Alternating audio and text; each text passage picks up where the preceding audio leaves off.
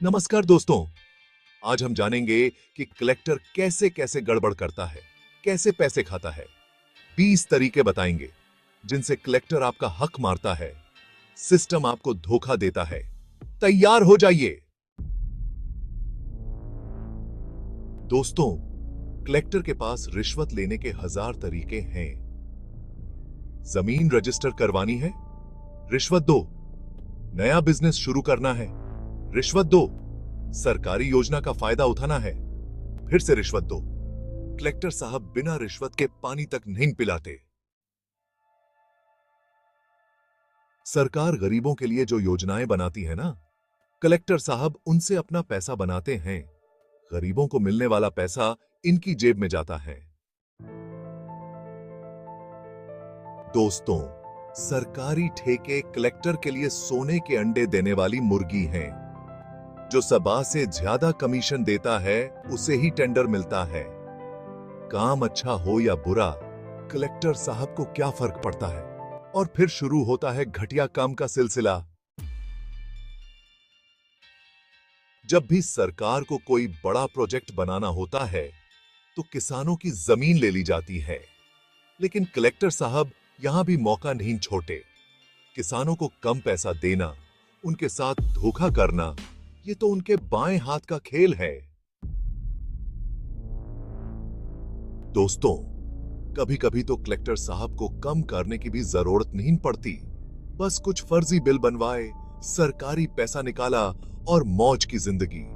कभी स्टेशनरी के नाम पर तो कभी यात्रा के नाम पर। सरकारी गाड़ी का इस्तेमाल अपने लिए करना, सरकारी घर किराए पर दे देना, ये सब तो कलेक्टर साहब के लिए आम बात है। इनके लिए सरकारी चीज और अपनी चीज में कोई फर्क नहीं होता। दोस्तों, अगर आपको लगता है कि सरकारी नौकरी पाने के लिए पढ़ाई और मेहनत करनी पड़ती है तो आप गलत हैं। यहां तो सिर्फ पैसे की जरूरत होती है। कलेक्टर साहब नौकरियों में जमकर घूस लेते हैं। सरकार किसानों, छोटे व्यापारियों और गरीबों को अनुदान देती है, लेकिन कलेक्टर साहब इन पैसों को भी नहीं छोड़ते। कभी फर्जी आदमी खड़ा करके तो कभी पैसे कम करके ये लोग सरकारी खजाने को छूना लगाते हैं। दोस्तों, कलेक्टर साहब को जादूगर कहें तो गलत नहीं होगा, क्योंकि ये लोग फर्जी कागज बनाने में माहिर होते हैं। जमीन के कागज से लेकर जाति के सर्टिफिकेट तक ये कुछ भी बना सकते हैं। दोस्तों, कलेक्टर और ठेकेदार की दोस्ती तो जगजाहिर है। ठेकेदार कलेक्टर को मोटी रकम देते हैं और बदले में कलेक्टर उनको मनचाहा टेंडर दिलाते हैं।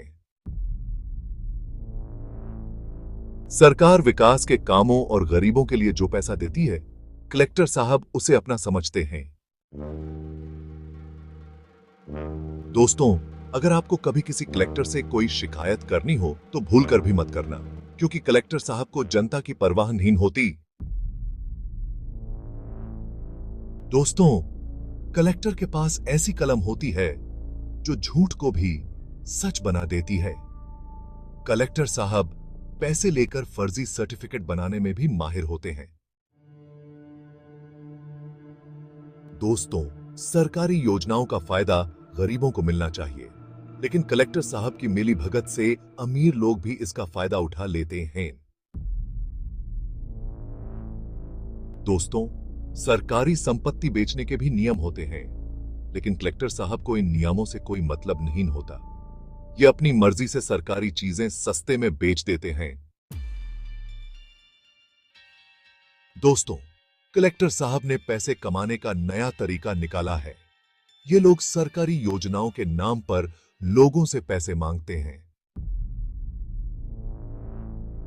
दोस्तों, कलेक्टर साहब फर्जी कामों से भी पैसा कमाते हैं।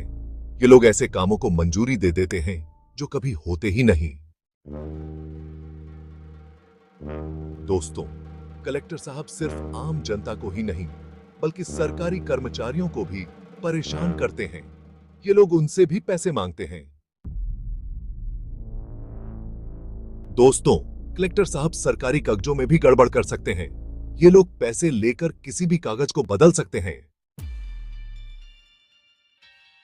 दोस्तों, कलेक्टर साहब सरकारी योजनाओं के नाम पर भी लोगों को बेवकूफ बनाते हैं। ये लोग झूठी योजनाएं बनाते हैं और लोगों से पैसे ले लेते हैं। तो दोस्तों, ये थे 20 तरीके जिनसे कलेक्टर गड़बड़ कर सकता है। अगर आपको ये वीडियो पसंद आया हो तो लाइक और सब्सक्राइब जरूर करें। धन्यवाद।